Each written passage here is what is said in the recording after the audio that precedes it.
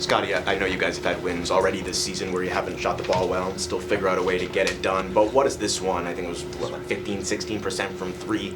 What does this say about your ability to kind of win these gritty type games? Show some resilience. We stayed calm. We fought through no matter what happened. It was a 4-point game with, 15 seconds left. We still found out a way to get it to overtime and then win it in overtime. So I think we showed a lot of resilience. We fought, we stayed calm, composed, did what we had to do to pull this one out. What was your view of that final possession in regulation with the pass to CMB and then Jamal hitting the win or the tying bucket? I think it was a good job by CMB. I didn't really have no options, I feel like. And, I just tried to put it to a spot where the defender couldn't get it. I think he did a great job. Maybe he should go up, but he made the right pass, and it all worked out. When you were a rookie, you played on a team that obviously didn't have like Precious played center. You did a good job of it, but you guys were smaller. I played center most of the day. Yeah. When Jakob is out now, CMB, obviously you're playing in front court too, but CMB is stepping into roles that's somewhat similar.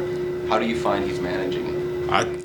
He's doing an unbelievable job. Physicality, being able to set great screens, roll, and just adjust on the move. That's hard to do. Just adjust in game and just try to keep listening to what people are trying to tell you. He's listening. He's trying to work. He's finding ways to just keep getting better and helping us out there on the floor. His defense has just been incredible. He's rebounding the ball versus these bigger guys, big teams, but he's super strong and physical, so he holds his own. Scottie, that group you finished with fourth quarter and overtime, you had 4 or 5 really good defenders, a lot of switchability in it. Did it feel like you were able to create an advantage with that group, just as athletic as it was? We was just trying to fight, to be honest. We didn't know who their go-to guy was and who hands the ball was going to be. Just trying to find a way to get out of his hands, deny it, everybody else, and just keep trying to make everybody else play. We showed a lot of grit right there.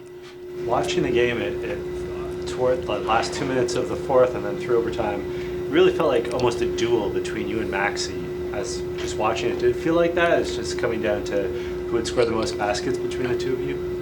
Nah, I don't think it was like that. Of course, he was going down, getting the ball.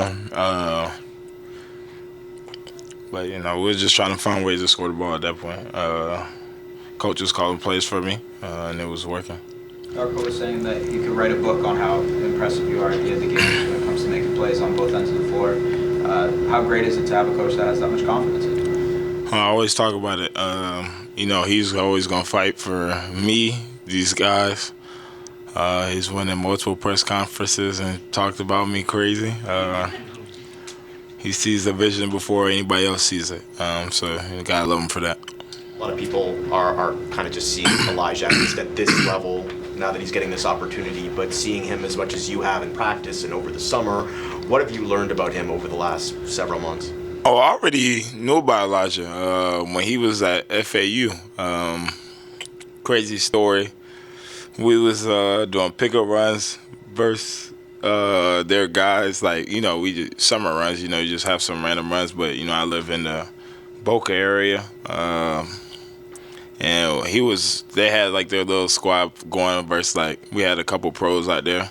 But, he was trying to guard me, talking about, I'm locking that up, coming for you. Hit him with some turnaround phase, calm down, man.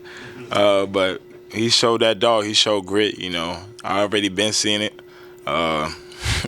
Even last summer when we was playing some runs, he talks that trash. He got the edge on his back. He's a dog. He wants to fight. He wants to win. And when he steps out there on the floor, he's not letting nobody run over him. He's taking that step and trying to go into someone's chest. You see some of that against Maxey tonight? For sure. He was talking a lot tonight. Scottie, at what point did it enter your thought process to miss that second free throw, and why did you think that was the best play? Oh, after it was only point eight on the clock, I already was thinking it. But I just wanted to get a confirmation from the sideline, but I didn't really know what they were saying. It was kind of a mix of emotions. Some people were like, yeah, I guess. Some people were like, nah, just make it. So I was I'm just turn around like quick. As soon as I touched my hand, just threw it off. CMB was ready for it, smacked it down the court. Game over.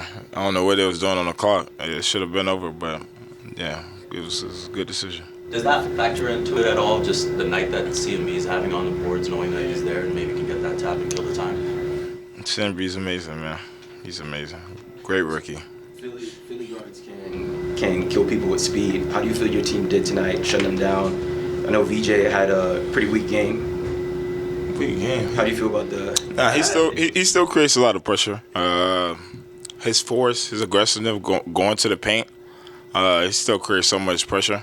We just try to do our best job trying to stay in front of him. Both of those guards are super fast. Tyrese Maxey, when he gets downhill, you gotta watch out for being on the side. He's able to draw that foul, or he has that quick floater, quick layup. Just gotta do your best to try to contain those guys and put them in tough situations. Obviously,